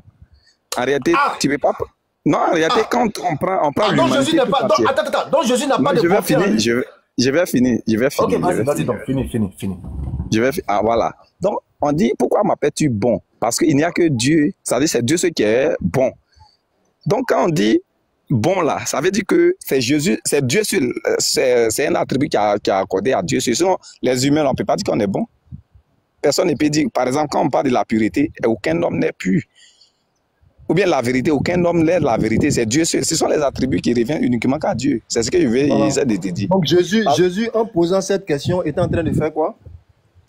Jésus est en train de montrer en réalité si le jeune en question, ou bien le disciple en question, il n'est pas Dieu, qu'il est un homme alors, c'est ça? Comment? Est-ce que Jésus est en train de dire par sa réponse qu'il n'est pas Dieu, qu'il est un homme qui n'est pas bon, qui n'est pas pieux, c'est ça? Non, Jésus ne refuse pas. Il ne refuse pas. En fait, c'est un rappel, en fait. Non. Tu viens de le dire? Béni, non, je m'attendais à ça là. Tu dis aucun homme n'est bon. Tu dis aucun homme n'est bon, aucun homme n'est pieux. La déduction, c'est que c'est parce que Jésus est un être humain qu'il refuse d'être appelé bon, parce qu'aucun homme n'est bon, aucun homme n'est pieux. Voilà ce que tu viens de dire. Mais est-ce que, moi je te repose la question, est-ce que Jésus, en réalité, est-ce que Jésus là, est-ce que Jésus il est pur? Je te repose la question. Toi tu dis que Jésus n'est pas pur parce qu'il a dit que le bon là, aucun être humain n'est bon. Toi-même tu l'as dit tout à l'heure. Oui, en réalité, c'est ce que Jésus a dit. C'est ce que Jésus a dit. C'est pas moi qui... Toi-même, tu viens de dire que Jésus, par sa réponse, pourquoi m'appelles-tu bon, est en train de dire que aucun homme n'est bon, aucun homme n'est pieux. Donc, quand Jésus dit que lui n'est pas bon, là, ça veut dire que c'est parce qu'il est un homme qui n'est pas bon, il est un homme, il n'est pas pieux. Tu viens de le dire. Ou bien tu veux revenir sur ta décision. Maintenant, si tu veux revenir sur ta parole, il n'y a pas de problème. Non, on te permet, vas-y. Si tu veux revenir sur ce que tu as dit, il n'y a pas de problème. Jésus n'est pas un homme. Oui, attends, je suis sur une côte là, il y avait la musique qui venait là, ça allait vous empêcher, c'est pourquoi j'ai fermé mon micro. Il n'y a pas de problème. Donc, si tu veux revenir sur ce que tu as dit, il n'y a pas de problème. Sinon, on a compris, tu as bien dit que Jésus répond, pourquoi m'appelles-tu bon? Parce qu'aucun homme n'est bon. Pourtant, Jésus lui-même est un homme. Oui. Mais en fait, nous les chrétiens, c'est-à-dire Jésus a double, pas nationalité, mais je veux dire, Jésus regorge en lui plusieurs trucs. Il a la dimension d'homme, c'est-à-dire un homme parfait, et il a la dimension divine. Nous les chrétiens, c'est comme ça qu'on comprend. Ok, fais une pause. Par exemple. Fais une pause. Ok. Il a la dimension humaine. On va s'attarder sur ça. Après, Jésus, en tant qu'homme, là, est-ce qu'il est bon? En tant qu'homme, on sait que la Bible nous dit qu'aucun homme, c'est-à-dire, si aucun homme n'est bon. Donc, en tant qu'homme, il ne peut pas être bon. Merci. En tant qu'homme. Donc, en tant qu'homme, est-ce qu'il est pieux? Il ne peut pas être pieux en tant qu'un homme. Merci beaucoup. Sois béni depuis ta position. Sois béni.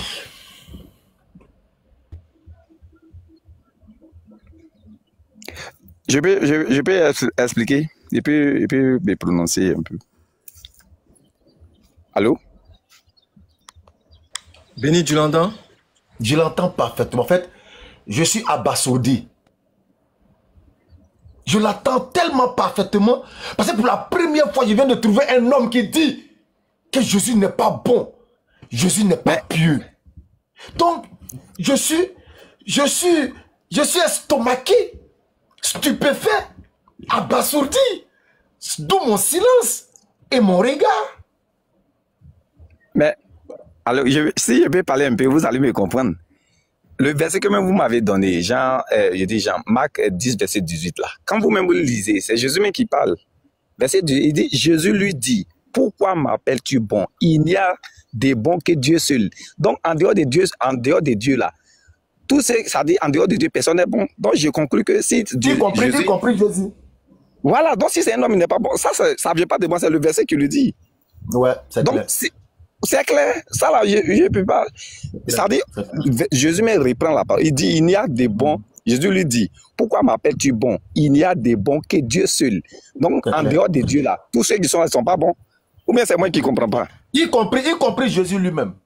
Donc, si Jésus est un homme, ça dit, à votre conception, là, si Jésus, vous limitez Jésus à un homme simple, là, c'est qu'il n'est pas bon. Ça veut dire qu'un homme non. Attends.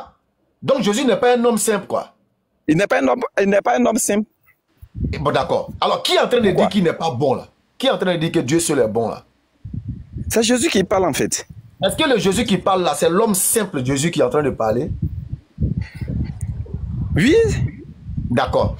L'homme simple, l'homme qui n'est pas simple, là, qui est Jésus, là, c'est lui qui est en train de parler, non? Ok, si tu peux me laisser une minute. Je vais argumenter. Jésus n'est pas, non, tu as dit que Jésus n'est pas un homme simple. Est-ce que Jésus qui n'est pas un homme simple, là, c'est lui là, en train de parler dans Marc chapitre 10, le verset 18 là. Est-ce que c'est lui? Ok, oui, bon, je vais argumenter un peu. Si tu me laisses aller au bout de mes idées, je pense que... Non, tu es déjà allé au bout de tes idées, on a compris. Tu dis Jésus n'est pas un simple homme. Pourtant, celui qui n'est pas ce simple homme-là, il dit que lui n'est pas bon. Et toi-même, tu as dit ça. Qui n'est pas bon? J'ai confirmé devant tout le monde, devant 400, je ne sais pas combien de personnes maintenant, 450, il a dit oui. Si Jésus est uniquement comme, c'est-à-dire si on prend la dimension d'homme seulement, parce que en dehors de Dieu, la personne n'est bon. Donc si Jésus est, c'est-à-dire uniquement homme là, c'est qu'il fait partie. Par exemple, on dit tout homme doit mourir. Si Jésus est homme, il va mourir. Je ne sais pas si tu comprends ma philosophie en fait. Si tu comprends ma logique en fait. Mais est-ce que Jésus est mort? Je sais que c'est une parenthèse, mais est-ce que Jésus est mort selon vous? C'est ça, vous ne comprenez pas. Non, si Jésus... Bon, comme c'est comme ça, c'est ça, vous ne comprenez pas. Je refais ma parenthèse. Continue. Non, bon, ok. On retourne dans ton Matthieu, pardon, dans ton Jean chapitre 5, le verset 17. On retourne oui. On va retourner là-bas. Mais Jésus leur répondit, mon Père agit jusqu'à présent, moi aussi j'agis. Oui. Le verset 18, c'est ça qui t'intéresse. À cause de cela, les Juifs cherchèrent encore à le faire mourir. Non seulement parce qu'il violait le sabbat, mais parce qu'il appelait Dieu son propre Père. S'il te plaît, est-ce que tu peux me donner le verset où Jésus a appelé Dieu son propre Père? S'il te plaît. Le verset où Jésus appelait son... comment on appelle? Où il a qualifié Dieu d'être son propre Père. Les termes sont clairs, hein? Les thèmes sont clairs. Oui. Au verset 18, le thème est clair. Est-ce que tu peux nous donner le verset où Jésus a appelé Dieu son propre Père? Parce que le verset 17 est clair. Il n'a pas dit que Dieu est son propre Père. C'est là que tu vas comprendre la manigance du verset 18. Je vais te l'enseigner, Inch'Allah. Donc, donne-moi d'abord le test accusateur utilisé par les Juifs où Jésus aurait dit que Dieu est son propre Père. Oui. Vas-y, j'attends le test là. Je vais lire ce test là. Ok. Tu sais que nous, toi et moi, on a eu à échanger plusieurs fois. Aujourd'hui, c'est la 3e fois, si je ne mens pas. Tu sais que on a toujours eu, disons, un échange fraternel et tout. Même si on ne croit pas la même chose, mais on s'est toujours respecté. Ce que je ne connais pas, tu sais que moi, je t'ai dit que peut-être après, je vais faire les recherches, mais pour aujourd'hui, là, c'est-à-dire au moment T, là, ou bien à l'instant T, là, je ne peux pas te faire sortir le verset, je ne peux pas te donner le verset. Merci. Puisque je n'ai pas ça sur moi. Merci pour voilà. Donc, maintenant, voilà. Ça, tu me connais pour ça. Voilà. Je ne peux pas te faire... De façon immédiate, je ne peux pas. Voilà. Maintenant, tu vas écouter. Tu vas voir en réalité que les Juifs n'ont fait que falloir. Denis, excuse-moi. Ce qu'il vient de dire là, c'est pas rien. Et c'est tout en ton honneur. On est là, c'est ça. On n'est pas venu gonfler les muscles pour défendre la défendant. Voilà, ce que tu dis là, c'est très louable. Et vraiment, que Dieu te récompense pour cela. Voilà, t'en fasses une lumière de plus sur le chemin de la guidée. Amen. Amen. Alors, Méa, ce que tu viens de dire là, tu verras jamais un musulman utiliser ça pour en faire une propagande. Mais je me souviens d'un live que nous avions organisé où il y a une question qui a été posée, j'ai dit, non, je ne sais pas, je vais aller chercher. Tes frères chrétiens ont coupé et ils en ont fait une propagande. Comme quoi, un homme n'a pas le droit de dire, je ne sais pas. Et là, je loue cette grandeur d'esprit que tu viens de dégager. Maintenant, on va retourner au test. Jean chapitre 5, à partir du verset 17. Mais Jésus leur répondit. Voici la parole de Jésus. Mon Père agit jusqu'à présent. Moi aussi j'agis. C'est pourquoi il a dit à Jésus, quand vous voulez prier, dites notre Père. Notre Père. Mon Père. L'appartenance. Ça ne démontre absolument pas de filiation de sang. Non. Alors les Juifs, à cause de cela, les Juifs cherchaient encore plus à le faire mourir. Non seulement parce qu'il violait le sabbat, mais parce qu'il appelait Dieu son propre Père. Chose qu'il n'a pas dit. Mais eux, ils le font pourquoi? Parce qu'ils cherchent un moyen pour l'accuser. On se souvient de l'histoire de la prostituée. Ils ont voulu le piéger. Ils ont envoyé une femme seule. Vous dites, ah, Jésus, voilà. On vient de prendre cette femme-là en flagrant délit d'adultère. Flagrant délit. Ça dit pris sur les faits. Mais comment on peut prendre une femme sur les faits et l'amener à la sanction sans l'homme? Pourtant, le texte de Lévitique qui parle de cette sentence nous dit l'homme et la femme qui auront commis l'adultère, les deux seront lapidés. Donc, comment vous prenez quelqu'un sur le fait, vous envoyez une femme? Parce qu'ils avaient déjà leur intention enfouie en eux. Faire commettre à Jésus la faute qui va leur donner le plein droit de le disqualifier et de faire de lui ce qu'il voulait. Indemne qui est ici, c'est la même chose.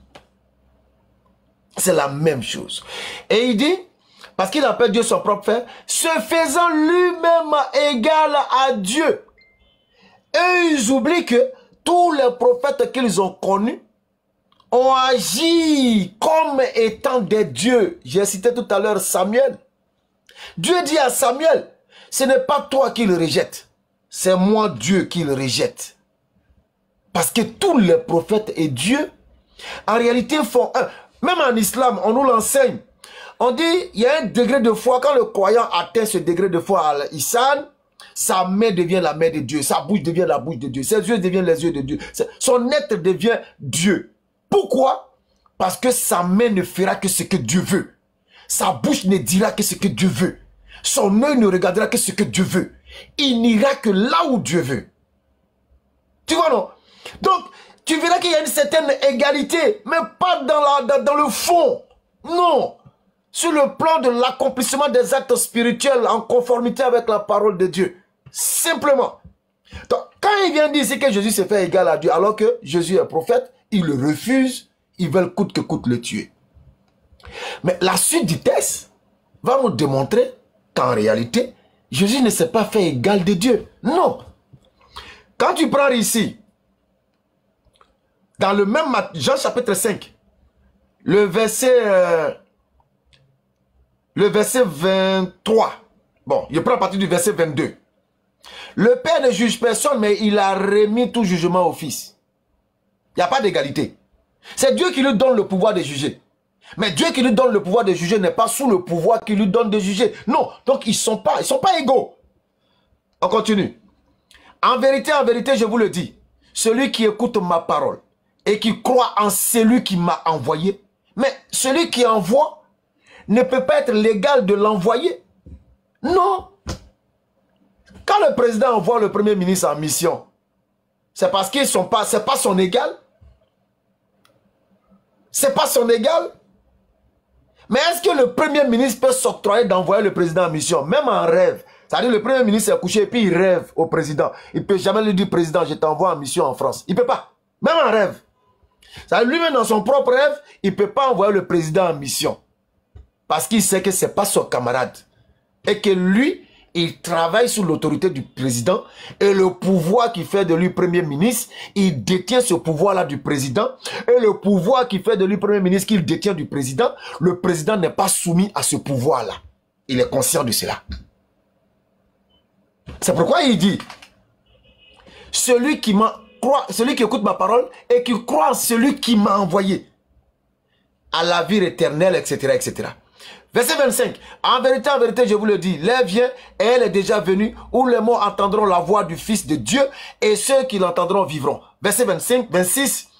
Comme le Père a la vie en lui, ainsi il a donné au Fils d'avoir la vie en lui. Donc, tu vois que il n'y a pas d'égalité. Il y a un qui envoie, il y a un qui donne. Il n'y a pas d'égalité. Donc c'est les Juifs qui dans leur esprit, leur idée de vouloir tuer Jésus coûte que coûte, qui se sont fait des idées sur les propos de Jésus pour pouvoir l'accuser à tort. Voici la réalité du test de Jean chapitre 5 que toi-même tu as sorti et que les gens expliquent mal parce qu'ils veulent faire de Jésus coûte que coûte leur Dieu. Les tests sont clairs. Voilà, tout est là. Tout est là. Tu lis le chapitre de Jean, tu verras que l'égalité dont on parle dans le verset 18 là, Jésus ne l'a jamais établi. Il ne l'a jamais établi. C'est la manigance des Juifs qui ont refusé de l'accepter pour pouvoir le tuer là. C'est eux qui sont en train de déformer ses propos. Même quand il prend l'histoire du temple. Oui, on a entendu ce type là, il dit que lui va détruire le temple là. Et puis, ça dit, à chaque carrefour, il mentait sur lui. Il cherchait même des faux témoins pour venir faire de faux témoignages contre lui. Parce qu'il voulait le tuer. Donc, pour faire très simple, voici en réalité la compréhension du texte de Jean chapitre 5, versets 17 à 18. Ça n'établit pas d'égalité entre Jésus et Dieu. Maintenant, si dans ta conception, il y a une égalité, ok, nous retournons alors à 1 Corinthiens chapitre 15, à partir du verset 24. Tu verras que cette égalité n'est pas telle que toi tu l'as conçue. Puisque Jésus-Christ va remettre le pouvoir, l'autorité que Dieu lui a donnée, il va dire, bon, Dieu, voilà, j'ai fini. Un peu comme une lettre de démission du Premier ministre. Le Premier ministre, il vient, il fait une lettre de démission. Il vient, il remet au président. Je démissionne.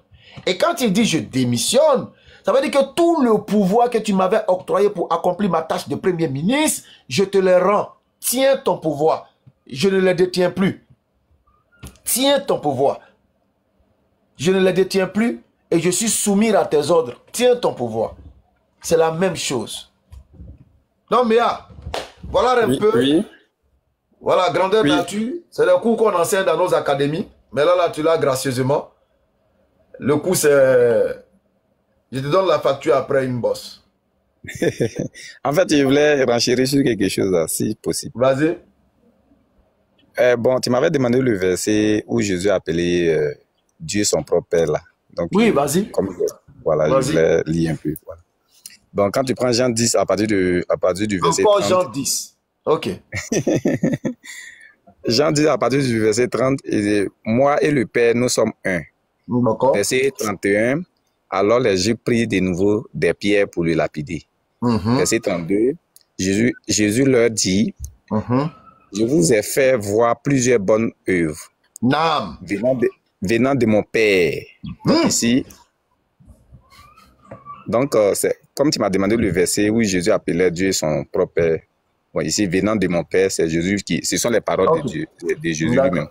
Voilà, donc je voulais faire Quand ça. Jésus dit dans le livre de Matthieu, voici comment vous devez prier. Notre Père. Est-ce que notre Père est mon Père? Écoute-moi bien. Hein? Oui, il t'écoute. Méa et moi, notre Père. Est-ce que quand je dis Méa et moi, notre Père, là, il est mon Père? Qui ça, le Père en question? Non, toi et moi, on a même papa. Et puis il y a quelqu'un, notre Père. Voici notre Père. Est-ce que le notre Père, là, il est mon Père? Est-ce que je peux dire mon Père? Non. Bon, oui, si, c'est possible. Voilà. C'est possible. Donc, ça veut dire que, de la même manière, Jésus est en train de dire mon Père, c'est comme ça aussi les disciples ont ce droit de dire mon Père. N'avons-nous pas un seul Père? N'avons-nous pas un seul Dieu? Tu comprends? Donc, toujours, dans la manigance, le même Jean 10 que tu es en train de lire ici, là, c'est toujours dans l'esprit de la manigance de vouloir forcément trouver des éléments pour tuer Jésus. Eux là, que Jésus dise ce qu'ils comprennent, ils vont faire l'effort de ne pas comprendre. Sinon, Dieu a dit que, comment on appelle, Salomon est son fils. Mais si Salomon doit appeler Dieu, il peut l'appeler mon père. Tu comprends? Oui.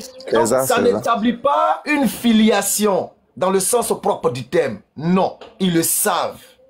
Les Juifs là, les rabbins là, c'est des connaisseurs des Écritures. Ils savent.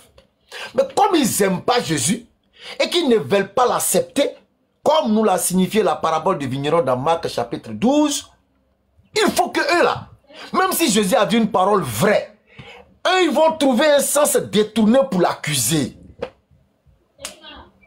On va lire ton texte, toi-même ton propre texte. Jean chapitre 10, À partir du verset 30. Moi et le Père, nous sommes un. Alors les Juifs prirent de nouveau les pierres pour le lapider. Jésus leur dit, je vous ai fait voir plusieurs bonnes œuvres venant de mon Père. Pour laquelle me lapidez-vous? Les Juifs lui répondirent, ce n'est point pour une bonne œuvre que nous te lapidons, mais pour un blasphème. Et parce que toi, qui es un homme, tu te fais Dieu. Maintenant, Méa, entre toi et moi, montre-moi dans ce texte-là où Jésus s'est fait Dieu. Il a dit quoi? Comment on appelle? Je vous ai fait voir plusieurs bonnes œuvres venant de mon Père. Où il s'est fait Dieu ici là? Faut me dire, Méa, où est le texte ici où Jésus s'est fait Dieu? Montre-moi. Oui, en fait, de façon textuellement, c'est pas écrit. Textuellement, je n'ai pas encore vu. Textuellement, Voilà, c'est pas encore ça écrit. démontre que Ça dépend des actions que Jésus pose. Voilà, ça dépend des actions que Jésus pose. En fait, ils sont dans un schéma. Eux là, comme on le dit chez nous à Abidjan, ils sont gamés. Même si Jésus vient dire, je suis, comment on appelle, je suis l'esclave de Dieu. Eux là, ils vont dire, toi un homme, pourquoi tu te fais esclave? Donc tu veux dire que Dieu est un esclavagiste. Ils vont toujours trouver quelque chose. Et ils veulent le jar. C'est tout ce qui est dans la tête. Si quelqu'un qui dit, je vous ai fait voir plusieurs œuvres venant de mon Père. Et ils savent pertinemment que, en tant que juifs, ils appellent Dieu leur Père. Ils savent pertinemment que dire que Dieu est mon Père, c'est pas un blasphème. Ils le savent. Ils le savent. Mais comme ils veulent dire Jésus coûte que coûte pour établir que c'est un faux prophète, alors ils vont dire, là c'est mensonge encore sur lui. Toi un homme, tu te fais Dieu. Il s'est fait Dieu où? Où est-ce qu'il s'est fait Dieu? Jésus leur répondit, n'est-il pas écrit dans votre loi, j'ai dit, vous êtes des dieux? Mais il faut revenir ici. J'étais dans nos coups là. Tu es en pause.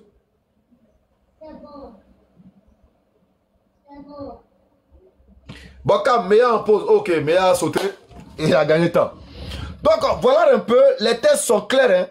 Donc, Jésus maintenant va leur retourner leurs paroles dans leurs mensonges là. Vous êtes en train de mentir que moi je me suis fait Dieu. Ok, il n'y a pas de problème. Est-ce que les Écritures ne disent pas que vous-même vous êtes des dieux? Maintenant, regardez la suite. Regardez la suite. Hein? Jésus leur répondit, n'est-il pas écrit dans votre loi, j'ai dit vous êtes des dieux? Si elle, le elle ici est mis pour l'écriture. Si l'écriture a appelé Dieu, ceux à qui la parole a été adressée, et si l'écriture ne peut être anéantie, celui que Dieu, celui que le Père a sanctifié et envoyé dans le monde, vous lui dites, tu blasphèmes, et cela parce que j'ai dit, je suis le Fils de Dieu. Grosse contradiction. Grosse contradiction. Et ce texte-là se comprend encore plus en profondeur. Mais comme il faut voir s'il y a un autre Corinthien encore. Est-ce que Cam est là? Ouais, je suis là, je suis là. Donc il faut voir s'il y a un autre Corinthien. Les gars, t'as besoin de partager. Parce que le live va tout.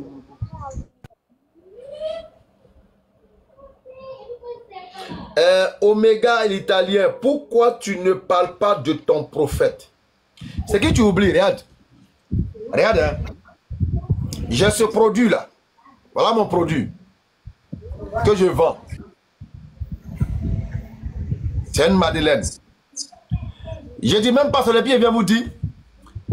Vous savez, les oranges que vous buvez, c'est du poison. N'utilisez pas les oranges. La mandarine, c'est du n'importe quoi.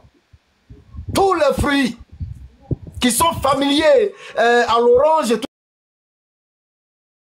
ce que vous pouvez connaître, c'est du n'importe quoi. Je n'ai même pas besoin de te dire que ce qui est bon, c'est ce que moi j'ai en main ici. Je n'ai pas besoin de dire. Parce que je suis en train de te présenter le mauvais côté des autres pour orienter ton regard vers ce que moi je tiens ici. Donc ne me demande pas de te parler de mon prophète. Pendant que je suis en train de te démontrer que Jésus n'est pas Dieu. Pendant que je suis en train de te démontrer que Jésus n'est ceci, n'est cela. Je suis par ricochet en train de te dire, dans mon nom dit, que celui que tu dois suivre, c'est Mohammed sallallahu alayhi wa sallam. Avançons.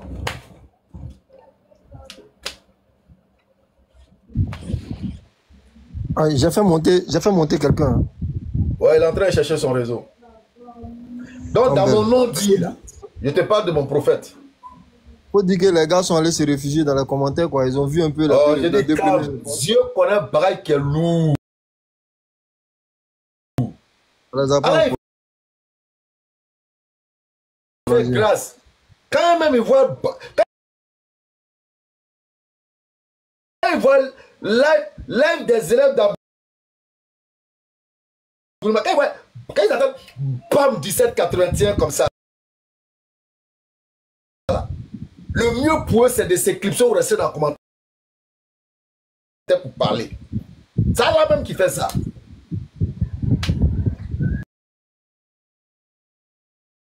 Ah, c'est que on va arrêter les lives alors. On va aller sur le terrain.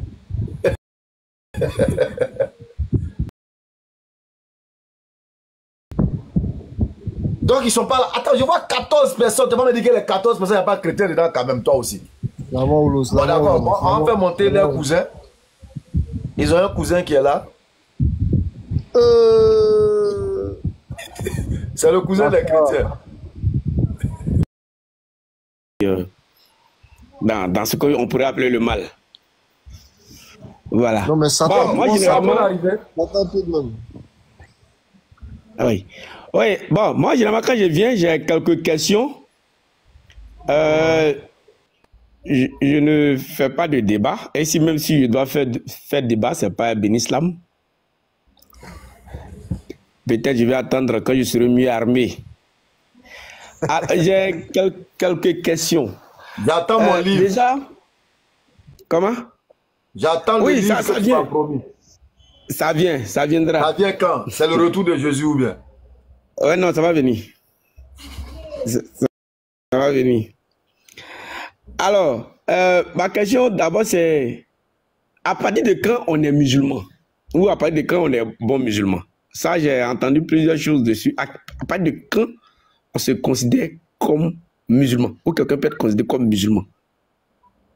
Je laisse la lassitude à Cam d'introduire et puis je vais, Inch'Allah. Bon, Cam est en pause. Non, je suis là, je voyais dans les... Quand les gens qui demandent là, ils regardent les statuts, quoi. Il y a beaucoup de nos frères musulmans, mais actuellement, on est en train de débattre avec des... Ah oui, bon, non, les gars, il faut qu'on va changer de sujet. Non, on va faire juste une petite parenthèse. Et apôtre, voilà. Tu vois... Pour ne même pas changer de sujet, il faut qu'il y ait un interlocuteur au moins. Ah, l'interlocuteur qui est venu là, il faut qu'on lui dise aussi de quoi il s'agit. Hein? Oui, il a posé une question en fait. Voilà, donc à partir de quand on se considère comme musulman? C'est dès l'attestation. Dès que tu dis Ashhadu an la ilaha illallah wa ashhadu anna Muhammadan Rasulullah, tu es musulman. Parce que je pense que cela procède d'une volonté ou d'une décision qui a été mûrie. Voilà, bon, ça peut être, par exemple, toi, par exemple, tout à l'heure, on peut te convaincre à travers nos dits, et puis tu vas attester. Dès lors que tu attestes, tu es musulman. Maintenant, quand tu es musulman, il faut prier. Voilà, il n'y a pas de musulmans non pratiquants chez nous. Voilà, parce que le prophète sallallahu alayhi wa sallam, il nous a dit que entre, n'est-ce pas, les humains d'un côté et la mécréance de l'autre, est le fait de délaisser la prière. Voilà, donc véritablement, celui qui se dit musulman est le minimum. Après, véritablement, l'attestation de foi, l'acceptation de tous les piliers, l'acceptation des points majeurs de notre religion, c'est la pratique. Et la pratique se matérialise par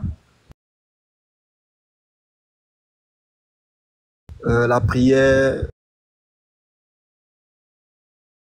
le jeûne, si tu as la possibilité, s'il n'y a pas une maladie qui t'empêche, le hajj si tu as les moyens, la zakat si tu as les moyens, et toutes ces pratiques-là.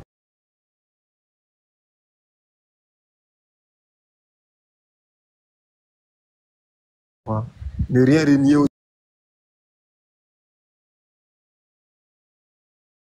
aussi de fondamental dans notre religion.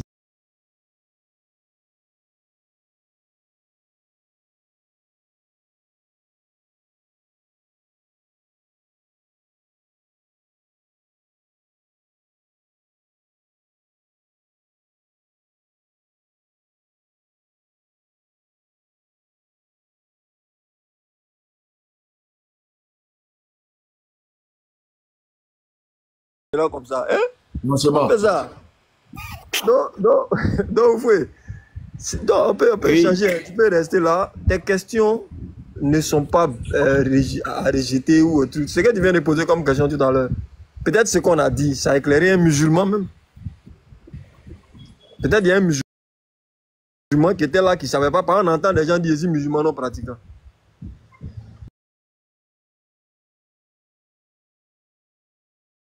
Donc ta question, à partir de quand peut-on se considérer comme musulman? A tout son sens. Ou bien peut-on considérer quelqu'un comme musulman? A tout son sens. Voilà, donc moi j'estime que tu as ta place ici. Tu n'as pas besoin de descendre pour ça. Ceux pour qui on a posé la question, ils ne sont pas là. Tout le monde l'a constaté. Si on fait monter là, les gens qui sont dans la demande, si on les fait monter là, on va parler que de notre religion. On ne va pas avoir la possibilité de développer d'autres points. Voilà, donc tu peux rester. On va demander les nouvelles à Les Mauve dans la bougeon. Est-ce que ça traduit? Si il est là, qu'il est chrétien, tu peux répondre quoi? Oui, allô, bonsoir. Je suis là. Bonsoir, tu es chrétien ou... Oui, je suis chrétien. D'accord. Donc tu es monté, quelles sont les nouvelles?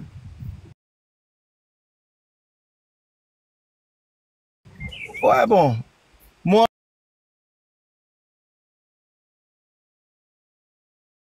j'ai des questions à poser. Je suis chrétien et je crois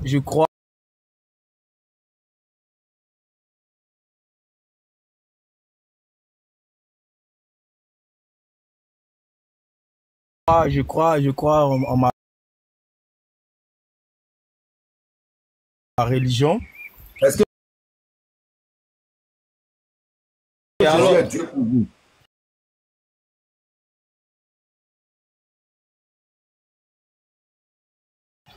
bon, moi, je ne vais pas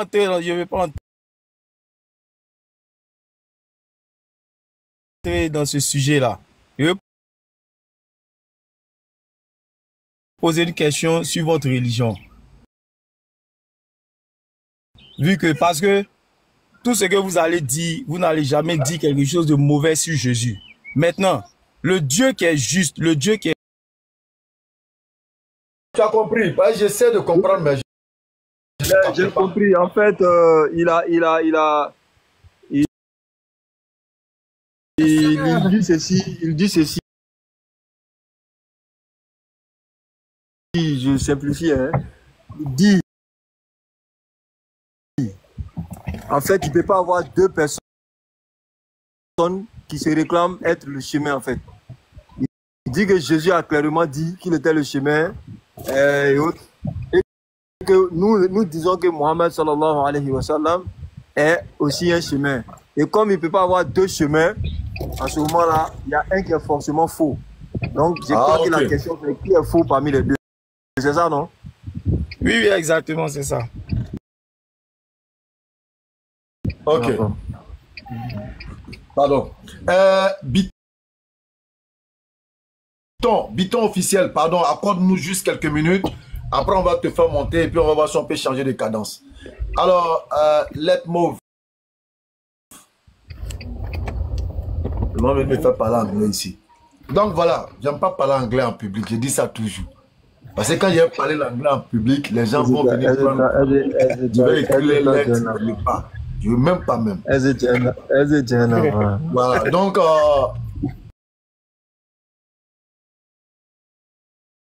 par rapport à ta question, les prophètes sont un peu comme les maillons d'une chaîne. Et les prophètes se succèdent.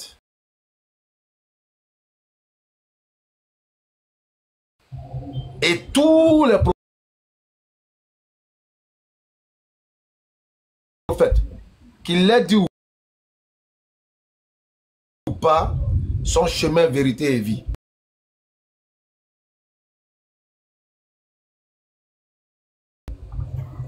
Je répète, tous les prophètes,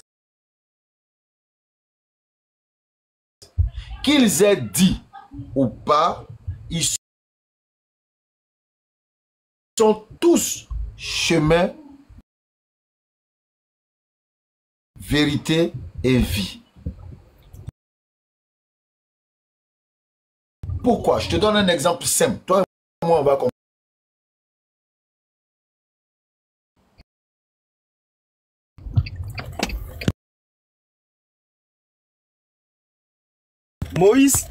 Moïse n'est pas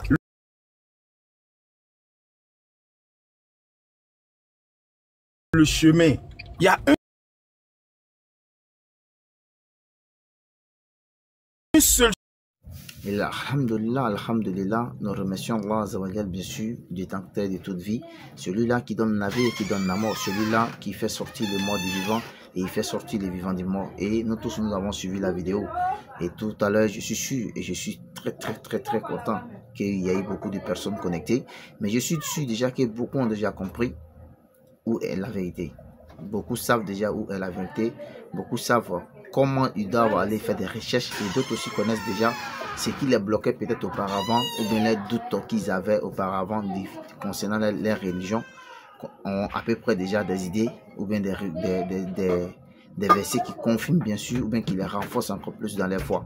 Donc déjà, vous voyez déjà l'importance de notre chaîne. Ici, c'est pas pour venir faire la boxe, c'est pour que nous apprenons à nous connaître bien sûr. Et c'est pour que aussi nous connaissons la meilleure religion, en d'autres termes, une religion qui est agréée auprès du Dieu créateur des cieux et de la terre. Parce que nous disons, il n'y a pas plusieurs chemins, il n'y a qu'un seul chemin. Il ne peut pas avoir plusieurs chemins parce que nous avons tous le même Satan. Si nous avons tous le même Satan en commun, on ne peut pas avoir plusieurs dieux qui va nous donner plusieurs chemins à suivre. Donc déjà, famille, nous on vous remercie, mais on vous redonne et puis on vous redit encore de liker la vidéo et de vous abonner, c'est très important. Likez la vidéo, abonnez-vous parce qu'il y a beaucoup de choses qui se préparent et vous aurez encore une nouvelle qui va suivre tout à l'heure, Inch'Allah, suivant et nous verrons que après, nous irons bien sûr utiliser nos données pour quelque chose de meilleur pour notre âme et pour notre cœur. Assalamu alaikum wa rahmatullahi wa barakatuh depuis votre position. qu'Allah vous bénisse tous.